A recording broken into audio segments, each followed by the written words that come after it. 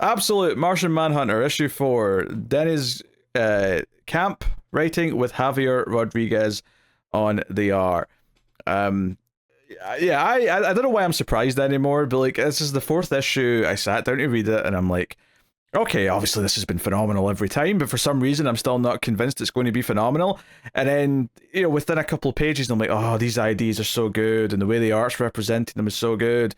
The White Martian is effectively like they kind of show it as him manipulating the sun. Now, how much you want to literally read that as him manipulating the sun is, you know, open to interpretation, I think.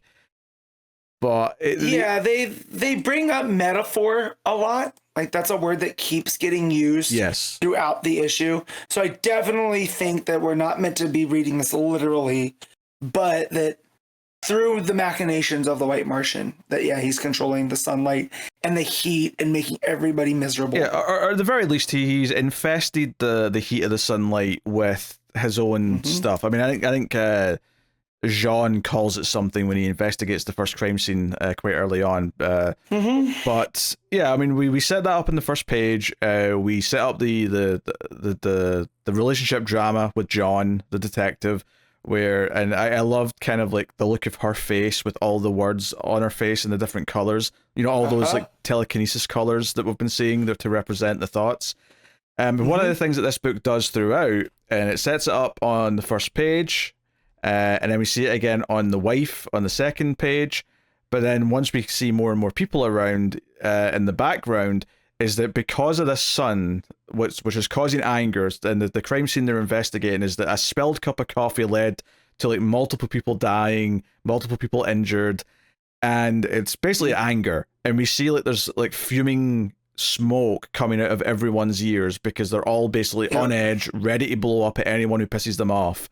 And that's what the White Martian with red cheeks. Yes, and that's what the White Martian's done. And the Martian Manhunter is like, okay, this is a bad idea. This is the white heat of war, he calls it. So that's what's infecting everyone. So there's a lot of art in this issue where he's like investigating the sun or trying to fix it in the background or whatever. And all the art with like him kind of there in various ways is all good. Whether it's like he's like looking up at the sun with like different color lenses that he's made out of the blue, yellow, and red and stuff like that. Just really simple ideas, and then the way it just kind of presents like them going through like this sort of slums area of the city, and the main character's narrating about how it's a very diverse culture. Everyone, like, there's so many languages spoken here. Almost everyone here is either an immigrant or the child of an immigrant, and it's, you know, it's talking about all this stuff and how like it's actually kind of a miracle how much of a nice, friendly place it is. But this anger that's being like concocted with all this stuff that's coming from the sun is forcing like people to start fighting for things that were never problems before. Like at one point it shows you like an English and an Irish pub and like the two gangs outside getting ready to fight. We also like very gangs of New York. Yeah, and we intercut with like the stuff with the you know, the marriage and like the fact that he's not staying to talk to his wife, he's sneaking out in the middle of the night. And you're seeing Martian Manhunter like sort of like put his hands into people's heads and like trying to like fix the problems as they're rising up, but they're not like as he puts it, they're temporary fixes. This isn't solving the problem, this is just dealing with the symptoms. And we see like two neighbors who are at war. They've literally built like trenches or like walls along their lawns so they can have warfare between each other. They're firing guns. And there's just some great art in here where like Martian Manhunter is like in one of the guys' heads to like diffuse this fight, and it's presented like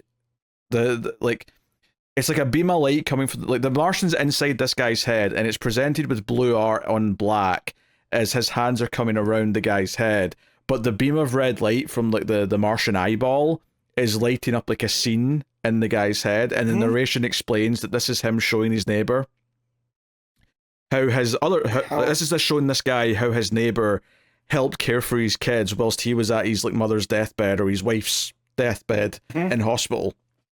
So it's just really inventive with how it shows all this stuff. Like every single page I'm kind of like, oh man, they get so creative. Rodriguez is getting so creative with how he shows all this telepathic stuff. It's all really good. Yeah, and then right after that, in that panel after, because we see like all the telepathic smoke come off, right? And then we see the other incident that that bonded the neighbors when one of them saved the other kid from being hit by a car, right? Jumped out in front of the road, but we see it formed out of that smoke coming out of the mine. So it's just the whole idea that these are like sense memories and stuff, that they're just casually reminding them that their bond is stronger than the anger that they're feeling towards each other. Yeah, they talk about how like traffic cops are just taking shots at people because they're getting too angry. You know, and you know, all this is like building up throughout the issue, and we see like as it goes on, like he's leaving and not talking to his wife more and more. He's sleeping on the couch by like the third or fourth day, and then she's angry that he's already left in the morning. Like, you know, it keeps bubbling and bubbling, and the Martian Manhunter keeps trying to like solve more of these fights, and then eventually she's like, enough, we're having this fight, you're not sneaking away. And I love that, like, all this stuff that she wants to argue with him about are real feelings, but we also know it's heightened because of the sunlight stuff.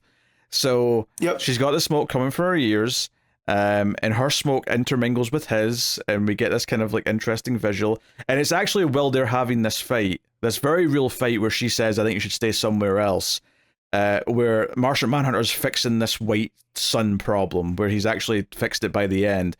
But the fight's really well done, though. Like, just the way that like there's a panel of her when she's saying stuff where her entire body is covered in those colors that the telepathic smoke usually is, you know, the rainbow colors.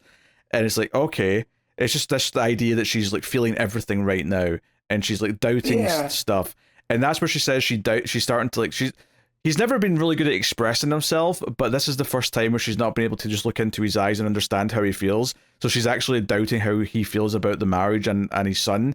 And that's when he's like, wait, you doubt? And that surprises him so much. And that page where he says that, it's like her mind's exploding into all these colors.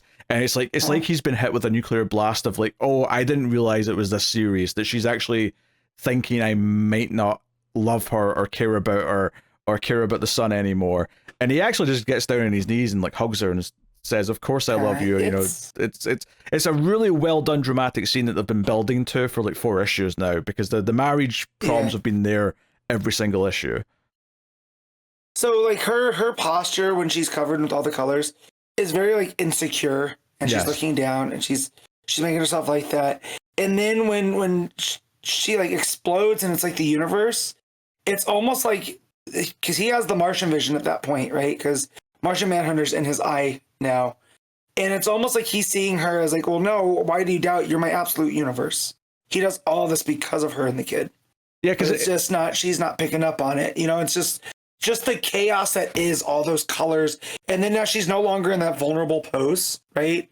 Her body's angled differently and stuff. Yeah. Just really good storytelling. Yeah, because what you were saying about like him being in his eye now, like the Jean's come back to him, is like that page starts off basically black and white, and then he like goes into his eye, and all you see is the green and red in his eye, and then it's like there's so little color on that page before you get to her covered in those colors that it really pops. And then that next page, which is the sort of the big bang or whatever you want to call it, of him like, you know, realizing that he might have nuked this relationship, and he's like trying to beg and say, hey, no, like, you know, but she's like, hey, I look into your eyes, and it's like it's in a different language now that I can't read. And we know that there's some truth to that, because there's something else in there. This Martian is in there, and it's fundamentally changed who he is.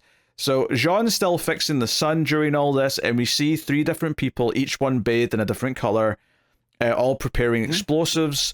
And throughout this scene, we see them go to like an oil plant, a gas plant, and a nuclear plant is the other one, right? Yep. And coal, nuclear, and gas. There you go.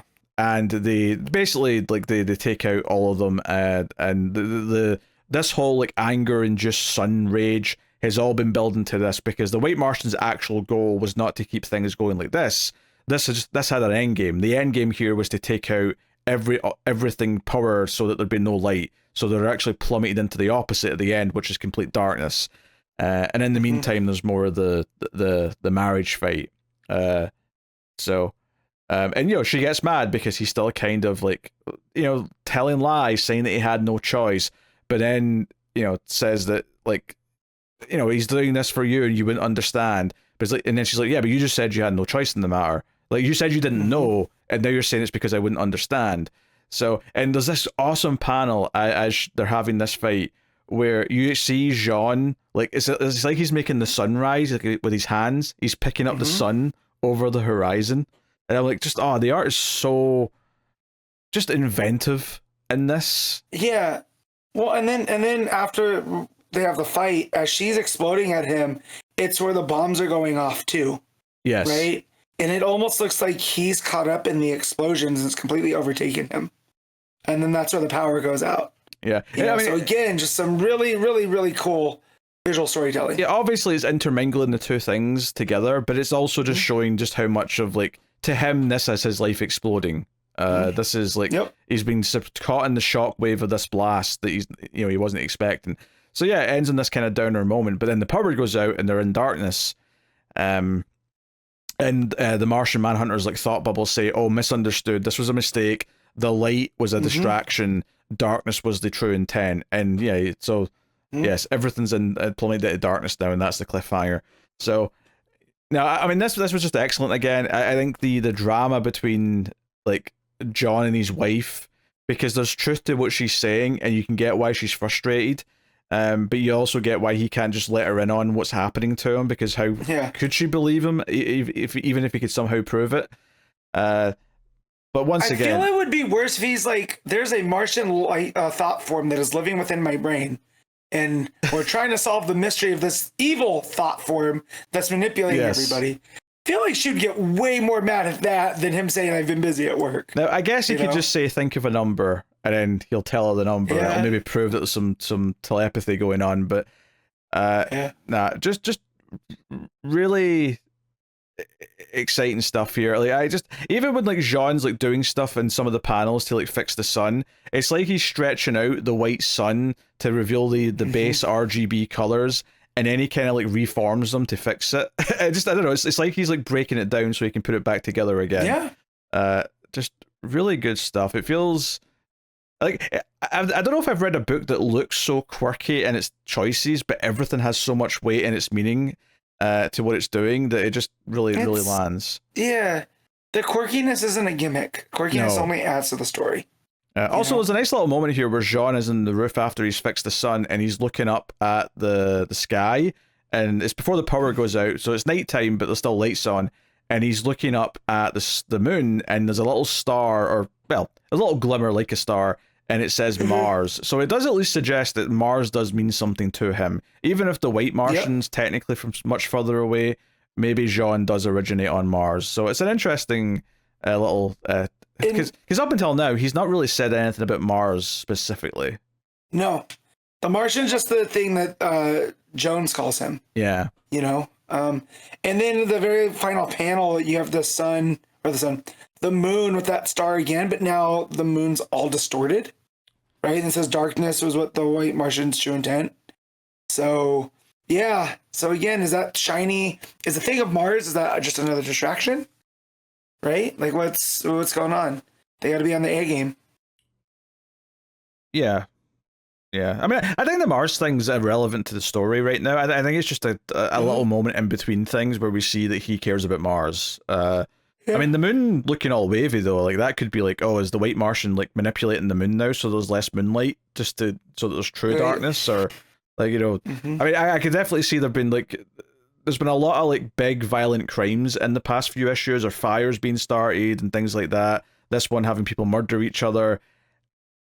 Now that they're plummeted into darkness, I don't see that getting better yet. I feel like there's still going to be some dark stuff happening next issue. That would be my expectation at the very least. So, yeah, we will see. What are you giving Absolute Martian Manhunter, Matt? I'm going to 8.5. Yeah, I gotta go 9. I gotta go 9 out of 10 on this. It's a phenomenal book. It really is something. Not that there's been a lot of Martian Manhunter specific books anyway, but this is easily the best one I've ever read. It's not even like close. So I feel that's because Camp and Rodriguez both have a point of view what to do with the Martian Manhunter, and it's not just like, it's not a traditional superhero book, right? No. John Jones isn't running around with a cape, and it is this very weird, heady, type thing where they're going after societal problems, and those symptoms of those. So which is a great way to use Martian Manhunter. This, kind of outsider's eye on things. So it's a whole lot of fun. It's a very different take. I do think it's possible to do a good book of the traditional Martian Manhunter if someone really wanted to give it a try, but we've not really had that. But we do have this. We have this very unique, different take on the whole idea. That's very unique because it's not just doing a straight story. It's taken the concept of Martian Manhunter and turned it into something with its entirely its own lore and design language. And it's already influenced the regular stuff because we've already seen that multicolored sort of approach to showing the telepathy of Martian Manhunter. That was in one of the regular books like in the last couple of months. So it's already actually had a little bit of an influence on like just how we show Martian Manhunter doing stuff. Like this is what his powers look like, at least in terms of comic book art.